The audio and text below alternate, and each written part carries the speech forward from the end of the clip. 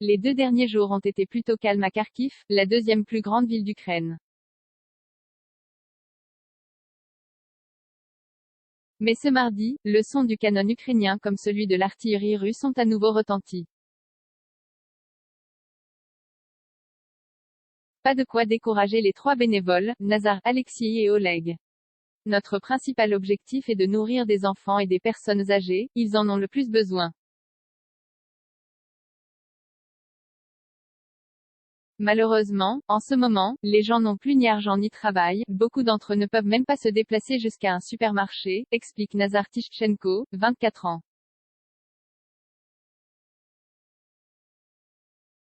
Alexis, 23 ans, yeux bleus et petite mèche sur un tour de crâne rasé.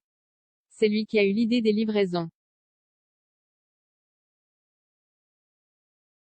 Pendant 2 ans il a livré du pain à Kharkiv et dans le Donbass, puis il a été mécanicien. Quand la guerre a éclaté, il est redevenu livreur de pain. Puis son entreprise a fermé. Alors il a commencé à livrer lui-même, mais je ne pouvais pas le faire seul, alors j'ai demandé à Nazar de m'aider, dit le jeune homme.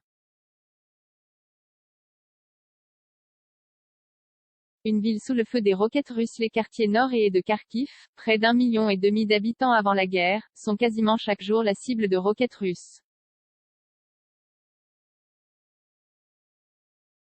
Les frappes sont aléatoires, espacées, à toute heure du jour ou de la nuit, parfois meurtrières.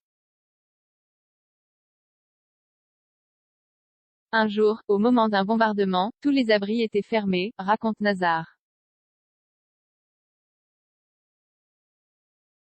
Nous ne pouvions donc pas nous cacher. Nous nous sommes couchés par terre et nous avons protégé des civils pour les sauver, assure-t-il.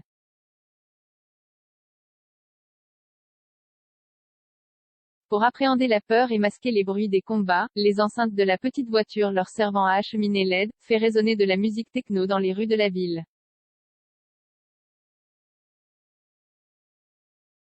Lorsque vous entendez des frappes de missiles à proximité, cela vous oppresse, mais lorsqu'elles sont atténuées par la musique, vous vous sentez bien, explique Oleg, 21 ans. Il n'existe aucun bilan global des victimes civiles de l'agression russe contre l'Ukraine.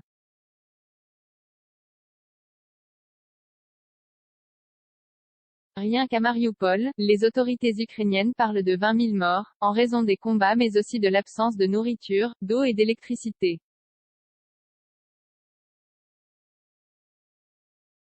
Les enquêteurs ukrainiens ont identifié plus de 8 000 cas, présumés de crimes de guerre depuis le début de l'invasion russe, a affirmé jeudi la procureure générale d'Ukraine Irina Venediktova.